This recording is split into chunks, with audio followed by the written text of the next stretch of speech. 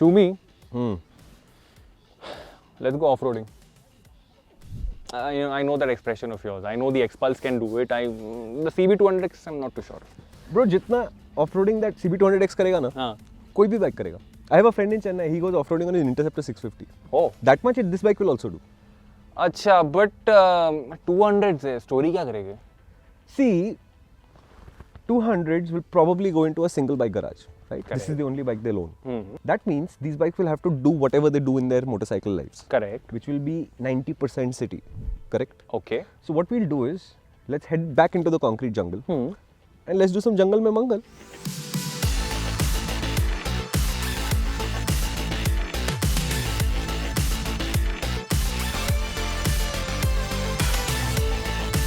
Okay, thank you so much. Coffee is here. Hila ke pina na? I have the bigger engine. 15cc more. And I think that brings 1 bhp more torque. Correct. It does carry 10 kilos extra, I think. Tell me about your 200. CB200X, 184cc.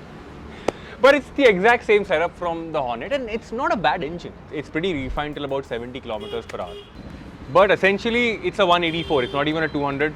I think a CB184 does not make as much sense. CB184X.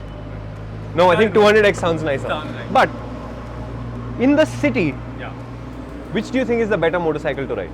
I think just in terms of refinement, for me personally, the CB200X is a level higher. I think it's a lot refined, especially when you're riding it till about 70 kilometers per hour. The one thing that I wish was more highway touring capabilities. That's what's missing for the CB200X.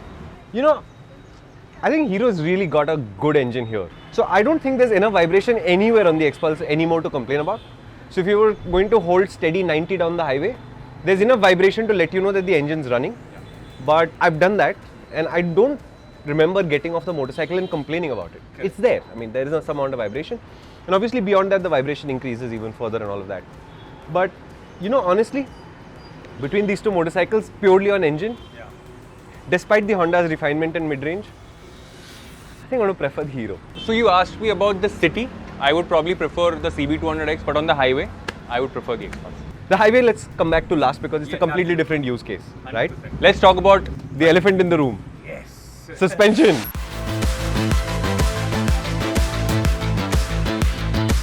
I think there's no doubt in my mind that this is the better bike.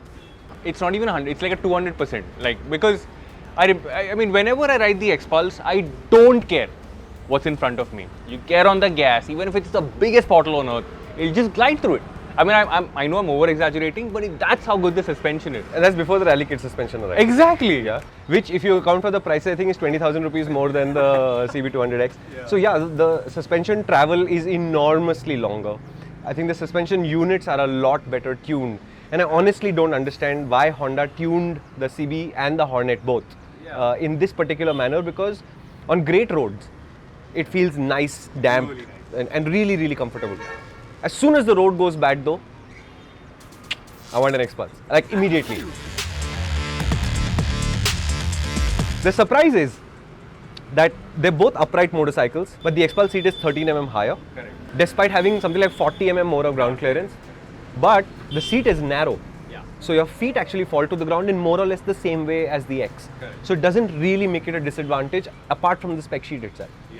So if you think the Xpulse is tall for you, you will also think that the X is tall for you. Correct. And if you don't mind the X's height, then the Xpulse shouldn't bother you at all. Shouldn't bother, absolutely. But this, it's just something that I have a big problem with. I think they should have tuned the suspension, gotten in a different suspension setup, maybe gotten in more travel on the suspension, but it's just the same, and that for me is a big, big miss. Also, no, I think Honda's made the right bike, but I think our roads are wrong.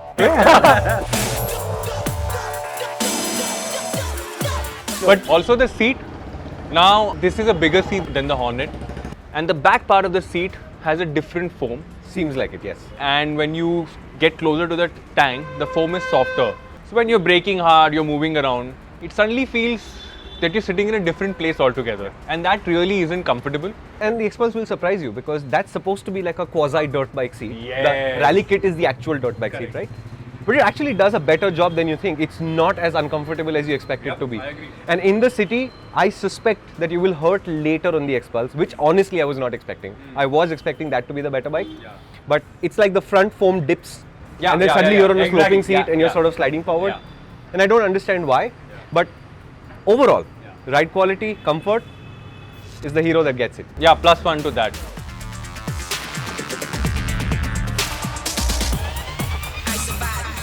But there is an area where the 200X does better than the Xpulse. I think that is going to be the strongest point about the CB200X. I mean, I had so much fun riding it yesterday, especially around the Ghats. One, it's light. Second, the suspension works on good roads really well. And it just steers so easily. I mean, I really enjoyed the Hornet as well. It's just a really good motorcycle to play around with in the city. I think it's a combination of the 17-inch wheels and the suspension together. It's like a sporty commuter. But the negative is it doesn't really match the character of the motorcycle, because what you expect from an EDV is more suspension, more absorption, more pliance. Correct. Also, the tires on the CB200X are good in spite of being dual purpose In the tires. dry. In the dry, they are really good. In the wet, Yeah, so the Xpulse, honestly, the tires aren't much better than that bike's, but it is true to its form. It wants to be a dirt bike that can handle commuting, and it feels like that in corners and stuff. So if you be smooth on the motorcycle, you can actually turn it quite well, but if you're not, it's going to bounce around a little bit. But I'm not upset by this primarily because I'm expecting it to do these things as a motorcycle with lots of suspension and dirt bike orientation. So my biggest issue with the X, and what I like about the Xpulse is I think the Xpulse is a more honest motorcycle in that sense. It wants to be a dirt bike that can commute, and it feels like a dirt bike that commutes. Whereas that bike promises visually an ADV, but what you get effectively is a well-dressed commuting motorcycle. there's a clear disconnect here. But that's the handling bit. We'll move on to the braking bit. And they both have the exact same brake spec, right? Same rotors, front, rear, single channel ABS, the whole works. And again, they brake like the suspension and the format tells you to, right? Exactly, yeah. So the X is on it, it's sharp, it's predictable, and it stops quickly and all of those things. The Xpulse does a reasonably good job, but it can't really have very sharp brakes because off-road sharp brakes are a problem. You just kick yourself into ABS, right? So from that perspective, it brakes well enough. It's not like the X. There is a lot of dive, and obviously it would, right? There's a lot of suspension stroke to get through. So it's a different way to brake, but it's not like it's braking badly or anything. The Hornet is just somewhere in the middle. It's neither too good, it's not bad. It just does the job that it... And you know the thing about motorcycles that sit in the middle? They're never memorable. Even if, for example, you look at design of these two motorcycles. What is this Xpulse design? I mean, what is it supposed to be? Is it a dirt bike? Is it not? Is it a retro motorcycle? Is it a grown-up? You know, remember the CD100 shape? Is it a grown-up CD100 shape? You never know, You'll never know. So the design of this motorcycle will not be memorable, but because it does one thing really well, you will remember this motorcycle. And in the history of India's motorcycling, there will always be a place for the Impulse and the Xpulse in that sense, right? Who's going to remember this motorcycle 10 years from now? For a weekend ride, a highway stretch on your way to work or something like that? What do you think? As far as the CB200X goes, I think if you're doing that much, I think nothing is a problem. But if you're doing it too frequent, then there are a few issues. As far as comfort goes, I think this is a pretty comfortable motorcycle ergonomically as well. Also, now when you look at the pillion seat, now the Xpulse has obviously got a smaller seat, but it's also got a rack. My bike doesn't have a rack. The Xpulse has a small advantage in performance terms because you've got mostly mid-range, but when the speeds really pick up, then what happens is the Xpulse's spread of power is more even. So I can just do more with the Xpulse, and whatever level of strain it shows in the mid-range is the level of strain it shows when you're trying to push the top end. So whether you're doing 50 or 70, the sense of strain doesn't increase. So if you decide, you know what, I'm going to do 90 today, it's close to its outer envelope, but it's not significantly more strain than 70, so you'll be okay with it. The BS4 wouldn't do this. The BS6 does this, and that says that the next one that is coming, the update, the 4-valve, should do even more than that. But that aside, I think out on the highway, I would prefer the Xpulse, especially at higher speeds, to the X. But if you really had to go on the highway, This feels the best at 70, fifth gear 70, mid-range. That's where it feels strong and nice and comfortable to be in. Go to 90 and it starts feeling a little strained. I think the Xpulse does all of those things to a lesser degree in terms of complaining, I agree. but I think 5 or 7 kmph faster Yes. without complaining. It's not the greatest thing on earth, but it's okay. Yeah. But at 70, 75, 80, it's peaceful and calm. And honestly, the BS4 was just not like this at all. It wants to do technically what Honda does best. Honda does know how to make motorcycles with a really wide spectrum of appeal. So a lot of people will connect to their motorcycles and say, yeah, this is the one I want. That's why they are Honda, right? Correct. They missed the mark with this one. Absolutely.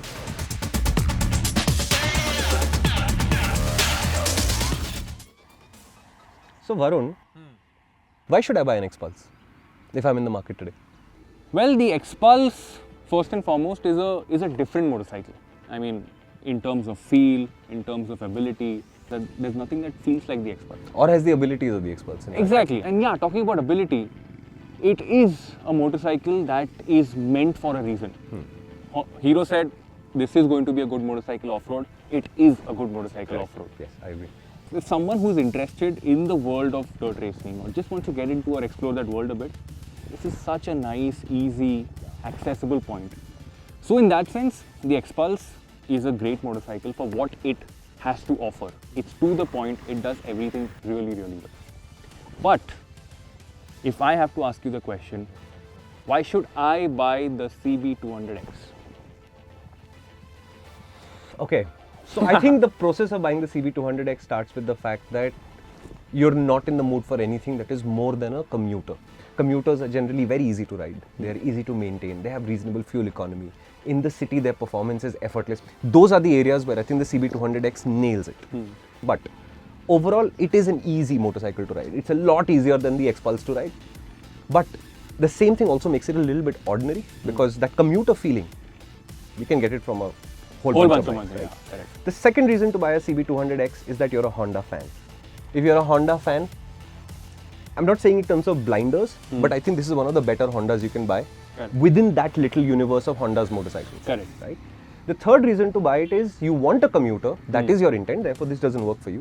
But you don't want a commuter that looks like any other commuter. It's not like tank and side panel and tail light and you're done, right?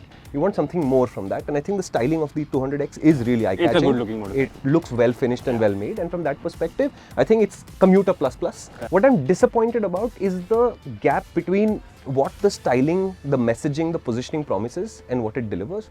Yeah. You know, like the CB190X or whatever is sold in China, which has suspension, which has spoke wheels. It does give you that sense of same engine, I think. Yeah. But it does give you, I have a little bit more ability left. I can go a little bit off-road. This, I think coming to this spot itself will scrape a couple of times. I mean, it will survive the scrapes, honestly, but still, you know, that's where I think the Xpulse is better. And then you account for the fact that it is 20,000 rupees more than the Xpulse. You account for the fact that the 4-valve Xpulse will be even faster. You account for the fact that we think the RTR 200 is the best commuter in class. That thing has better ride quality than this. I think it has better handling than this, or at least equivalent handling as this. It's got a better, more powerful engine. It's got riding modes. It's got preload adjustable suspension. It's got Bluetooth. The works. Yeah, and on that note, it brings us to the end of this story. If you are sitting on the other side of the screen, which motorcycle would you pick? Is it going to be the Xpulse? And this is strictly between the two. I want to answer. I pick the Xpulse. I will too. For you guys, is it going to be the Xpulse or the CB200X? The comment section is empty. Fill them up. Thank you so much for watching. If you have any more comparisons that you would like us to be a part of, then drop in those comments as well. And do the other things like share, comment, subscribe, and notifications should be on. Thank you. My name is Varun Painter. And yes, he will see you later.